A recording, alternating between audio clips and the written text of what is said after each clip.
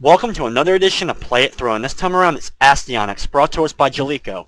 This game is also known as Lord of King in Japan. Now this is one of my all-time favorite games. When I was about 5 years old, I first started really getting into games, and games like Dragon Warrior and Final Fantasy were maybe too advanced for the time. You know, I could read them a little bit, I could play them a little bit, but I never really got too far. Astyanax, on the other hand, I could read the storyline, I could understand it, I really got into it, and the action was easy to pick up and play. At the time it was a little difficult, and it took me a long time to actually get from start to finish, because of course I wasn't using passwords or anything. You had to restart from the beginning, so it took me a long time to finally get to the ending, but when I finally did, it was so worth it. The kind of stuff that goes on through the storyline was actually pretty epic for the time, and one of my first true experiences playing a video game that I fell in love with the story. It also has great music that goes along with it that makes the game even better. Now you're seeing the storyline go across the screen very slowly, and that's pretty much going to be happening throughout the whole game, and I'm of course going to leave all the cutscenes in the game, so if you've never experienced this game, you actually get to see all the cutscenes, see all the storyline, and understand it. And basically what it is this kid named Astyanax, which is the weirdest name probably ever for a main character, but it comes from Greek mythology, which has already been mentioned.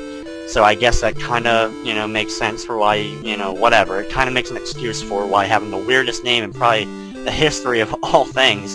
And this kid's basically, of course, this big jock at school, and somehow he gets pulled into this other world because a princess has called him forth to her world to save her and save her kingdom from an evil that is taking over.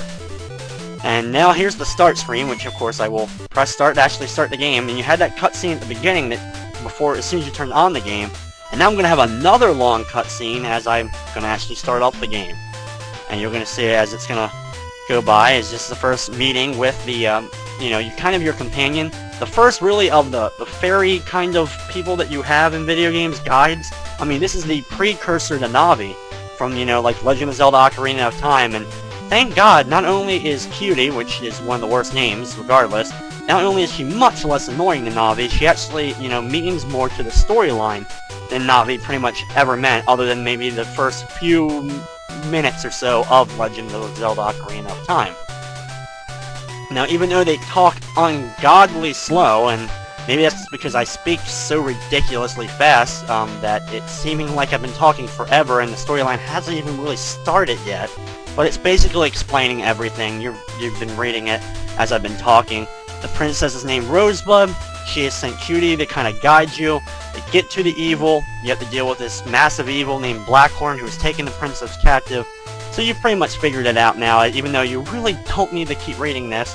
Basically, you are gonna go save the princess, and you're not gonna be able to just go straight from the beginning of the game right to get to the main castle. Of course not. You're gonna have to trudge through lots and lots of useless enemies, mainly skeletons and weird plants, as well as moths that get annoying as heck throughout this game. But basically, you're gonna have to go through all of them, then get to the castle, then you work your way up through a boss rush, and then you finally get to face off with the final boss. As well as, of course, there's a level with a maze in it. They had to be very difficult, as well as this other level that with the knockback, when you get hit by an enemy and get sent back, there's so many holes in the level that if you don't take your time, you're falling in the hole almost every single hit you take. Some of the really cool things about this game, of course besides the storyline and besides the music, is of course the gameplay with the action. And you have 3 spells you can use throughout the game. You have this basic fire attack which shoots a fireball in almost every single direction possible. You also have a lightning bolt, which I'm really not going to use throughout this, and you also have an ability that can freeze time and freezes all enemies in place. Now that may be useful at some points when you're about to make a hard jump or something. You may want to use it to take out a plant that you're about to jump onto. But the thing is, the game's attack radius, that when you swing your weapon, you can hit from so far away, and the hit detection is kind of off, which is unfortunately one of the negative things about the game. You can hit most of these enemies from far away, and by doing so, you're going to be able to defeat them without having to freeze them or anything. And you also have 3 weapons that you actually upgrade your weapon, as we are finally making it to the first level of the game. This is Remlia. Music starts off just, we're already getting to great music, and we're going to start off with the axe. Now one of the things you're going to notice right away is the power meter at the very bottom of the screen. Now I call this kind of like the precursor to the Legend of Mana or Secret of Mana Second Densetsu series of video games that use like that style of charging up the weapon before you swing. This game does not favor mashing the attack button over and over again.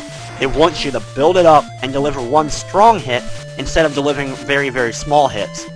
Of course, I'm hitting like these weird totem pole things that not only are going to upgrade my weapon all the way up to the 3rd form, but it's also going to recharge. I can get things that recharge my health as well as my magic, but it also gives me little tiny jars that can build up my power meter even farther up, so I can use that, of course, to do even stronger hits. But of course, it's going to take longer to charge it up depending upon how big the meter is. Basically, most of the enemies in this game are the same enemies you're going to see throughout from this level all the way through, as we're going to deal with the very first boss here. Basically, this weird red guy who can turn into a ball and bounce at me. Kind of has this weird kind of like double, I think it's like probably a double head or a double eyeball on each end of the little thing sticking out of his head, but he's really extremely easy.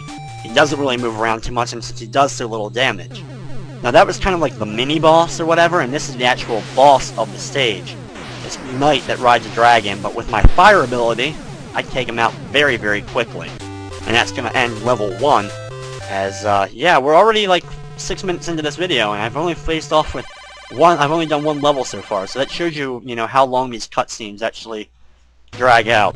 Now, most levels actually have 2 parts to them, but the first one only has 1 part, and what it is the end of each part has a mini-boss, and then, of course, after the second part, you have a mini-boss as well as a final boss of the area, or a bigger boss of the area. And, of course, the bigger bosses are always going to be played or faced off with in that, like, just the black screen with the floor and you, so, and they're always, of course, like, more massive than any of the other enemies in the game. And, of course, here's some more storyline, and you have, like, the main, you know, like, the main bad guy, who we've already mentioned throughout. And then you have basically his main sidekick, his minion, who, of course, you know you're going to have to do battle with eventually, and he's explaining how one of the Guardians has already been destroyed, and how Cutie has somehow escaped, or whatever, and Princess Rosebud has told Cutie to go help this guy come, you know, take out the main guy. You know, so yeah, number 1, how do you even really sing this?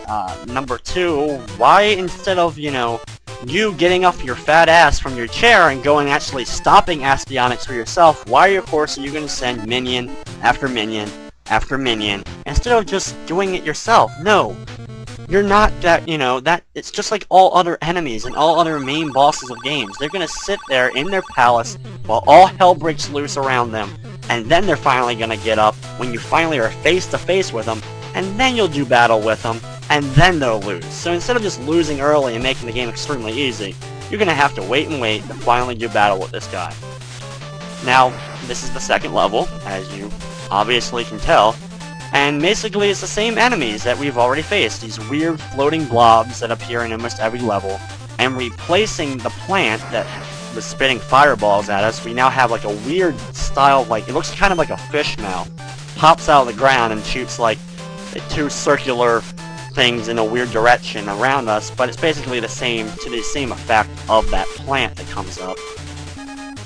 And more skeletons to deal with, which you'll probably fight a skeleton of almost every single color that exists in the color scheme of the world, as this level's main color scheme is purple for whatever reason. But the game does very good graphically and able to have many, many colors going on, so they actually used a more powerful chip to be able to create the game.